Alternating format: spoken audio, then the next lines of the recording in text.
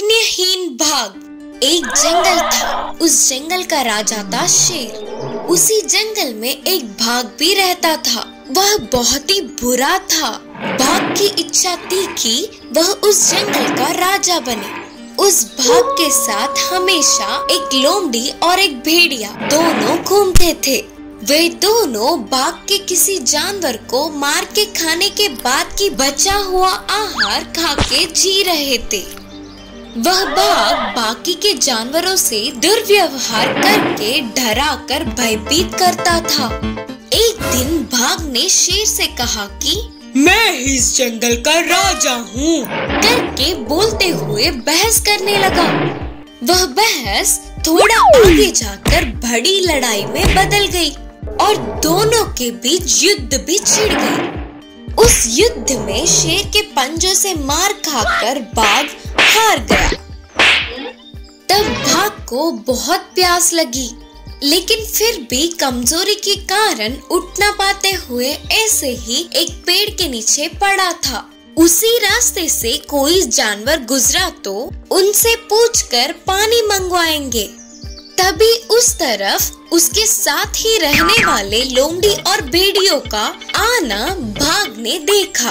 अरे वो लोमड़ी और भेड़िया, रुको रुको, मैं उस शेर के हाथों में बहुत मार खा के प्यास से तड़प रहा हूँ, इधर से उठ भी नहीं पा रहा हूँ।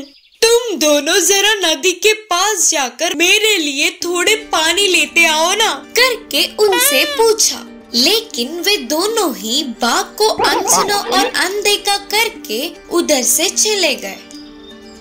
उसके थोड़ी देर बाद में उसी तरफ एक हिरन का आना बाघ ने देखा और तब बाघ ने अपनी स्थिति का वर्णन करके पानी लाने को कहा। तब हिरन ने बाघ के बातों को सुनकर कहा, ना बाबा ना, तुम बहुत बुरे हो और साथ ही बेरहम भी हो। अगर मैंने तुम्हारी मदद की तो मैं पागल ही होंगी, करके बोलते हुए उधर एक क्षण भी नहीं रुकते हुए भाग गई।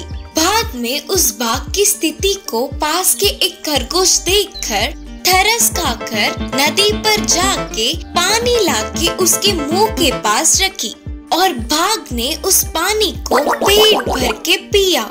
और इसी तरह खरगोश हर रोज बाघ के पास पानी लाके रखती थी।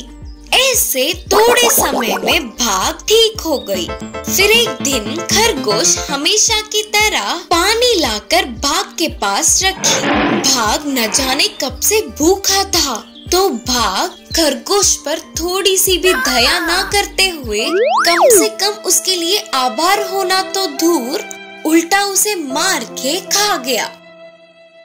डायनासोर को फट्टी पड़ाने वाला शेर। बंदर, खरगोश, गधा और कुछ जानवर दुष्ट शेर की तलाश में पूरे जंगल में ढूंढने लगे। दूसरी ओर अकेला दिखने वाले चिट्टी पर हमला करने के लिए शेर तेजी से आगे बढ़ रहा था। एक क्षण की भी देर और हो जाता तो ये चिट्टी शेर का शिकार बन जाता। लेकिन उतने में ही माँ डायनासोर उधर पहुँच गई और उसने शेर को एक लात मारी। शेर कुछ बोल ही रहा था, लेकिन बिना सुने माँ डायनासोर उसे पीट दी गई। यह देख के दुष्ट शेर को ढूंढने वाले जानवर वहाँ पहुँचे और डायनासोर को रोकते हुए कहा, शेर को क्यों पीट रहे हो? खरगोश ने पूछा। माँ डायनासोर ने कहा, ये मेरे चिट्टी को मारना चाहता था। अरे रे, सबकी तरह आपको भी गलतफहमी हुई होगी। ये दुष्ट नहीं है, ये तो भला शेर है। इसके भाई ने ही हमारे हिरन को मारा था और अब वो तुम्हारी चिट्टी को भी मारना चाहता है। तब बंदर ने बोला, हाँ सही कहा, इसके पैरों में वो सोने की कड़ी है और उसके पैरों में नहीं था। उनकी बातें सच है या झूठ, वे दोनों क्या माने? डायनासोर को कुछ समझ नहीं आया। अब से आप लोग भी इस शेर से दोस्ती करिए। उन सभी जानवरों को ना बोल पाते हुए डायनासोरों ने मान लिया। फिर वे सभी मिलकर दुष्ट शेर को ढूंढने निकल पड़े। ऐसे बहुत देर तक ढूंढते ढूंढते सारे जानवर थक गए।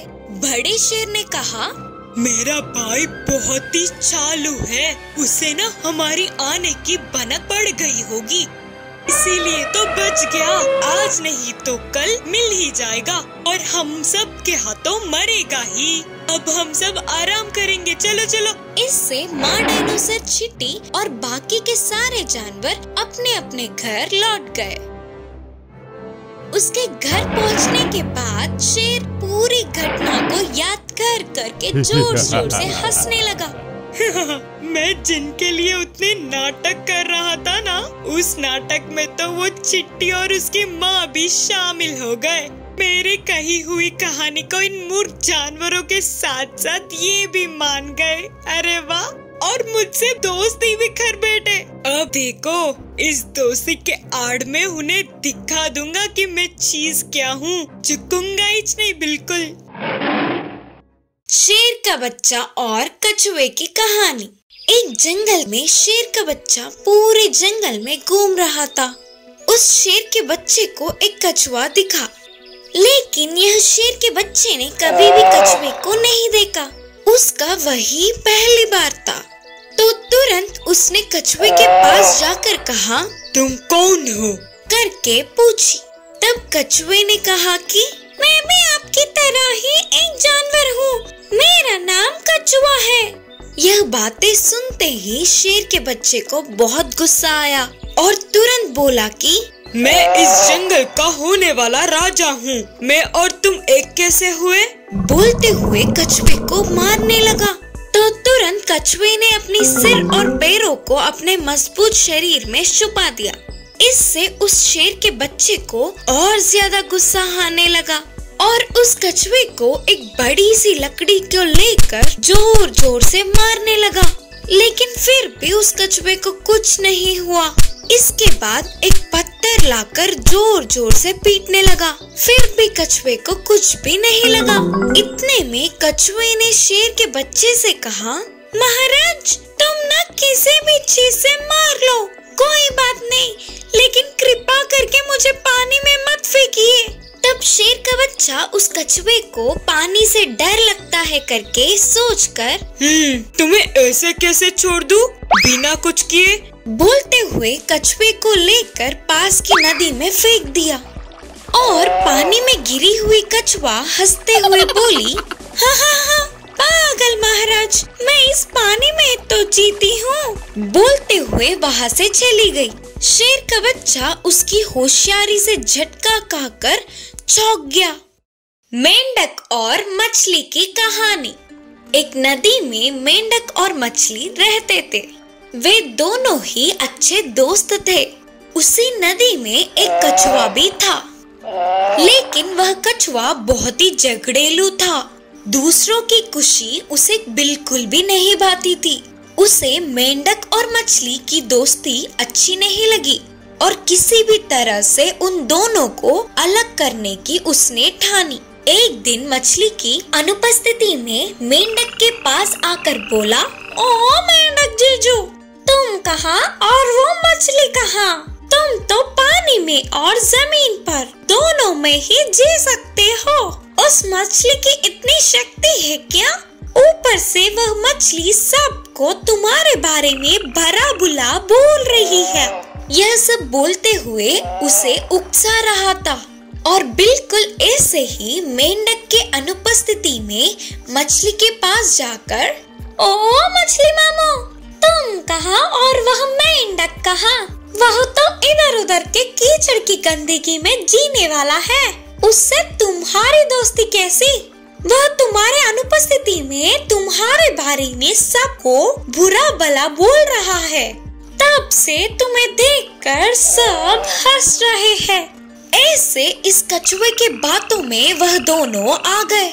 इससे उन दोनों के बीच की दोस्ती बिगड़ी और वह दोनों फिर से अजनबियों की तरह रहने लगे। एक दिन नदी की मछली को खाने के लिए सरस आ रही थी और मेंढक ने उस सरस को देखा। अगर वह चिल्लाता तो मछली वहाँ से निकल जाती, लेकिन उसने नहीं चिल्लाया। दूसरी ओर उसी समय में मेंढक की तरफ एक सांप आने लगी। तभी मछली ने भी उस सांप को देखा अगर यह भी चिल्लाती तो मेंढक भी बच के भाग जाता, लेकिन इसने भी नहीं चिल्लाया। और क्या था, बस मछली को सरस ने पकड़ लिया और मेंढक को सांप ने पकड़ लिया। ऐसे कछुए के बातों में आने पर दोनों को ही अपने प्राणों को खोना पड़ा।